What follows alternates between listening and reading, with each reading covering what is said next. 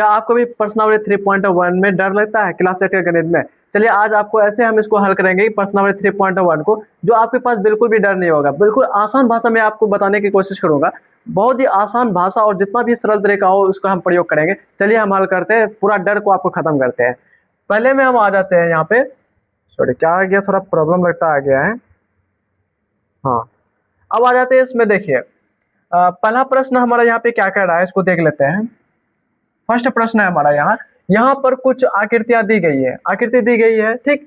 अब कह रहा है प्रत्येक का वर्गीकरण निम्नलिखित आधार पर कीजिए। प्रत्येक का वर्गीकरण क्या कहता है, निम्नलिखित आधार पर कीजिए। क्या कह रहा, साधारण वक्र। पहले बात तो हमको जानना है साधारण वक्र होता है क्या। चलिए बताता हूँ साधारण वक्र क्या था।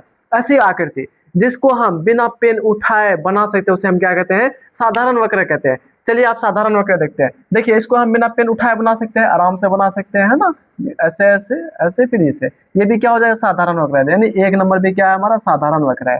उसके बाद देखिए अगर इसको यहाँ से ले, ऐसे आए नीचे, फिर यहाँ, ये भी बिना पेन उठाए बना लिए, ये भी हो जाएगा हमारा, 2 नंबर भी हो जाएगा, है ना।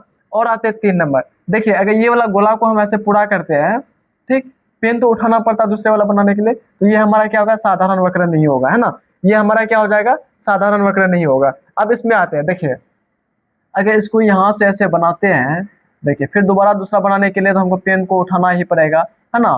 तो ये क्या होगा, साधारण वक्र, ये भी नहीं होगा। अब आ जाते हैं इधर, ये वाला में आ जाते हैं। यहाँ से स्टार्ट करते हैं, चलिए यूं आए यहाँ से यहाँ तक, फिर उसके बाद यहाँ से ऐसे ऐसे यहाँ तक आए, ये भी हम बिना पेन उठाए बना सकते हैं। तो ये भी हमारा क्या हो जाएगा, साधारण वक्र हो जाएगा, यानी 5 नंबर। 5 नंबर भी हमारा साधारण वक्र है। अब इसको भी ले लेते हैं यहाँ से, चलिए यहाँ से स्टार्ट करते हैं, ऐसे यूं आया है यहाँ तक, ठीक। ये भी बिना पेन उठाए बना सकते हैं, ये भी हमारा क्या हो जाएगा, साधारण वक्र होगा, यानी कितना, 6 नंबर। अब आते हैं यहाँ पे, देखिए इसको ऐसे लिए, ऐसे ऐसे यहाँ तक आए, ठीक। ये भी हमारा क्या हो जाएगा, साधारण वक्र हो जाएगा। कितना नंबर है हमारा, 7 नंबर है, 7 नंबर। अब देखिए इसको यहाँ पे आएंगे ऐसे, ठीक है, इसको ऐसे बनाएंगे, पेन तो उठाना पड़ेगा फिर यहाँ तक लाने में, फिर उसके बाद यहाँ ऐसे बनाएंगे, इसमें भी पेन को उठाना पड़ता है। तो ये क्या हो गया हमारा, 1 2 5 6 और 7 नंबर क्या है, साधारण वक्र हो जाएगा। अब देखिए साधारण वक्र भी 2 तरह का हो, एक होता है बंद साधारण वक्र और एक होता है क्या, खुला। जैसे हम यहाँ पे ले लेते हैं, इसको ऐसे बना लेते हैं, देखिए इसको ऐसे ले लिए, तो ये हमारा क्या होगा, खुला आकृति हो गया, है ना, बंद नहीं हो। ये तो क्या हो रहा है, साधारण खुली आकृति हो गया। एक क्या होता है, बंद आकृति। जैसे यहाँ पर हमारा बी नंबर में कह रहा है साधारण बंद वक्र, ठीक है, साधारण बंद वक्र कह रहा है, यानी जो बंद है उसको हम लेते हैं। चलिए इसको थोड़ा हम क्लीन कर देते हैं। हाँ, क्लीन करने के बाद फिर से लेते हैं बी नंबर को हल करने की कोशिश करते हैं। थोड़ा पेन भी चेंज कर लेते हैं ताकि आपको बढ़िया से समझ में आ जाए। ले लेते हैं ब्लैक कलर, है ना, ब्लैक कलर नहीं ले लेंगे, ये कलर ले लेते हैं, ठीक। अब उसके बाद देखते हैं साधारण बंद वक्र है। देखिए साधारण बंद वक्र है, ये भी क्या है हमारा, बंद वक्र है। ऐसे आया, ठीक, ऐसे यहाँ से, ठीक, ये भी क्या है, पूरी तरीके से बंद है, यानी 1 नंबर हमारा है साधारण बंद वक्र। अब इसमें भी लेते हैं, यहाँ से ऐसे आया, ऐसे, ठीक, यहाँ से यहाँ तक, ये भी क्या है, साधारण बंद वक्र है, यानी कितना नंबर है, 2 नंबर। 2 नंबर भी है हमारा। अब आते हैं तीसरा नंबर में। ये तो साधारण बंद वक्र है, लेकिन साधारण वक्र नहीं है, क्योंकि यहाँ पे पेन उठाना पड़ता है ना। उसके बाद यहाँ पे भी पेन उठाना पड़ेगा, यहाँ पे आ जाते हैं, ठीक, ऐसे आए यहाँ पे, साधारण बंद वक्र ये भी है हमारा, कितना नंबर, 5 नंबर। 5 नंबर भी है हमारा। अब उसके बाद यहाँ पे भी क्या है, साधारण बंद वक्र है। आसानी से दे लीजिए, इसको ऐसे मिलाएंगे तो क्या होगा, पूरी तरीके से मिल जाएगा, है ना, कहीं खुला नहीं है, तो ये भी हो जाएगा हमारा, कितना नंबर, 6 नंबर। अब उसके बाद यहाँ पे आ जाते हैं, ये भी क्या है हमारा, साधारण बंद वक्र, ये आकृति है, ठीक, ये भी, तो ये भी क्या हो जाएगा हमारा, कितना नंबर, 7 नंबर भी। ये भी हमारा साधारण बंद वक्र है, ये तो साधारण आकृति है ही नहीं, है ना। अब आ जाते हैं सी नंबर में क्या कहता है, बहुभुज। अच्छा, अब इसको भी हम बता देते हैं बहुभुज होता है क्या, तो इसको क्लीन कर देते हैं ताकि आपको बढ़िया से समझ में आया, है ना। इसको क्लीन कर देते हैं और कलर भी हम चेंज कर देते हैं इसमें भी। इसमें हम कलर ले लेते हैं, कौन सा कलर है इसमें, ले लेते हैं हम, जैसे ग्रीन कलर ले लेते हैं इसमें, ठीक, ग्रीन कलर ले लिया है। अब देखिए यहाँ क्या कह रहा है, बहुभुज पहले उस किसको कहता है, हम ये देख लेते हैं। देखिए जिसमें भुजा हो, ठीक है, कोई भी बहुभुज ने भुजा होना चाहिए, तब भी बहुभुज होगा, है ना। देखिए इसमें बहुभुज है, यानी भुजा है। देखिए यहाँ से यहाँ तक एक भुजा हो गया, यहाँ भी भुजा है, ये भी भुजा है, ये भी भुजा, ये भी भुजा, यानी ये बहुभुज में है ना, 1 नंबर बहुभुज है हमारा। अब उसके बाद देखिए यहाँ भी भुजा है, ठीक, ये भुजा है ना हमारा, तो ये भी क्या हो जाएगा, बहुभुज हो जाएगा, 2 नंबर। अब उसके बाद 3 नंबर में कोई भुजा नहीं है, इसमें भी देखिए भुजा तो है, लेकिन कैसा है, प्रतिच्छेद कर रहा है ना, ये भी बहुभुज नहीं होगा, ये भी बहुभुज नहीं होगा। यहाँ भी बहुभुज नहीं है, गोल टाइप का, लेकिन यहाँ तो भुजा है ना, लेकिन हाँ यहाँ भुजा है, लेकिन भुजा नहीं है। कैसे आप बता देते हैं, बता देते हैं। यहाँ दो है ऐसे, लेकिन ये बना आकृति कैसे, ऐसे ऐसे बना है ना, ये आकृति ऐसे बना, ये भी नहीं होगा, ये एक दो नंबर ही होगा। अब आ जाते हैं उत्तल बहुभुज और अवतल बहुभुज। उत्तल बहुभुज किसे कहता है, अवतल बहुभुज किसे कहता है, इसको समझते हैं, ठीक है।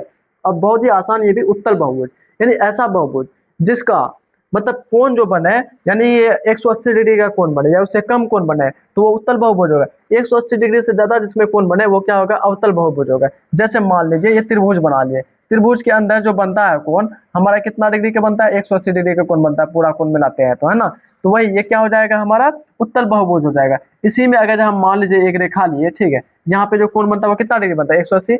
तो यहाँ पे जो भुजा बनेगा मतलब कोण बनेगा वो क्या होगा, उत्तल बहुभुज होगा, यानी भुजा बनेगा। अगर मान लीजिए यहाँ पे कोण बनेगा, यहाँ कितना डिग्री, 360 डिग्री का कोण बनता है, तो ये क्या हो जाएगा, अवतल बहुभुज हो जाएगा। अब इसमें हम फिगर के माध्यम से देखेंगे कौन उत्तल है कौन अवतल है, इसको हम समझते हैं। कौन उत्तल बहुभुज है और कौन अवतल बहुभुज है, इसको ले लेते हैं थोड़ा, ठीक। कलर भी थोड़ा इसमें भी चेंज कर देते हैं ताकि आपको बढ़िया से क्लियर दिखाई दे, है ना। ले लेते हैं ब्लैक नहीं, रेड ले लेते हैं। अब आ जाते हैं इसमें सॉरी, उत्तल बहुभुज। अब यहाँ पे देखिए उत्तल बहुभुज 180 डिग्री छोटा कौन बनता है, देखिए यहाँ भी 180 डिग्री छोटा बन रहा है, यहाँ भी छोटा बन रहा है, यहाँ भी छोटा, यहाँ भी छोटा, यानी 180 डिग्री छोटा बन रहा है। लेकिन अगर आप देखिएगा यहाँ अंदर की ओर जो कोण बन रहा है, सॉरी बाहर की ओर, यहाँ 180 डिग्री से बड़ा कोण बनता है, तो ये क्या होता है, उत्तल बहुभुज नहीं होगा, ये अवतल बहुभुज में आ जाएगा, यानी एक नंबर इसमें आ जाएगा। अब इसमें देखते हैं सारा कोण अंदर की ओर छोटा छोटा कोण बन रहा है ना, 180 डिग्री छोटा कोण बन रहा है, तो यानी ये क्या हो जाएगा, उत्तल बहुभुज हो जाएगा, 2 नंबर, 2 नंबर उत्तल बहुभुज हो जाएगा।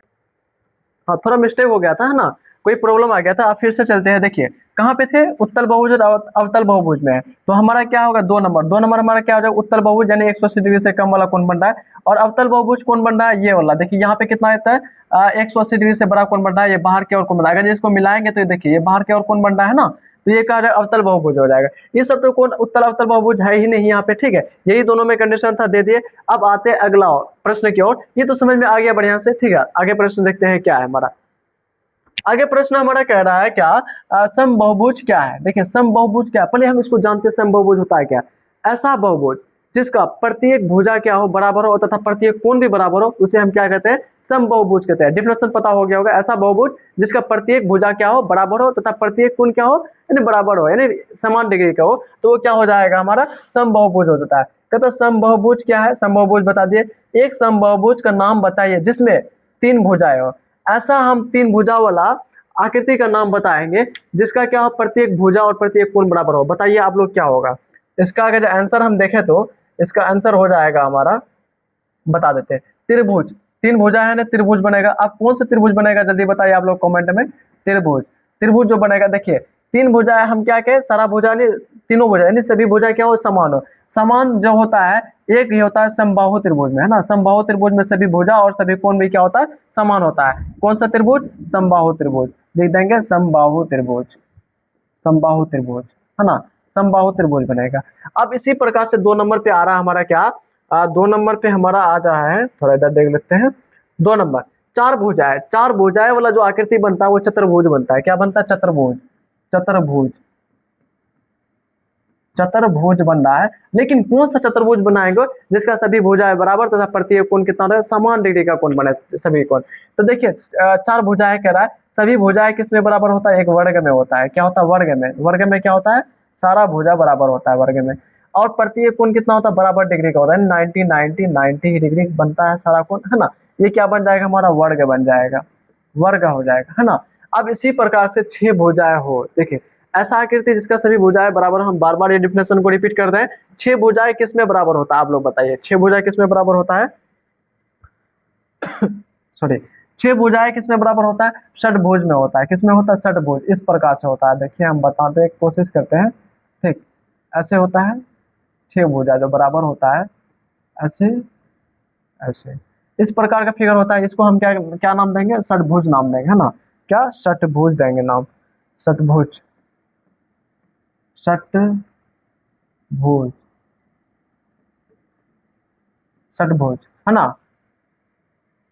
समषटभुज, सॉरी समषटभुज, लिख उसका नाम और ही रहता है शायद, थोड़ा इसमें हम डाउट है, देख लीजिएगा, समषटभुज होगा, है ना, समषटभुज, षटभुज, समषटभुज, इस प्रकार से होगा शायद, ठीक है। थोड़ा इसमें डाउट है, आप लोग क्लियर कर ले, षटभुज होता है या समषटभुज होता है, थोड़ा माइंड से निकल गया, मैनेज कर लेते हैं। वैसे हम इसका पिन कमेंट में बता देंगे क्या होगा, षटभुज होगा या समषटभुज होगा, ठीक। और देख लेते हैं कोई प्रश्न और बाकी है। ये प्रश्नावली में क्या था, 2 ही सवाल था। अगर वीडियो अच्छी लगे तो प्लीज वीडियो को लाइक कर दीजिए और चैनल को सब्सक्राइब कर दीजिए। हम 8 क्लास का पूरा संपूर्ण पूरे किताब को हम हल करेंगे बहुत ही आसान भाषा में। और क्या करना है, ये वीडियो को जरूर शेयर करना है, लाइक कर दीजिए। चलिए, धन्यवाद।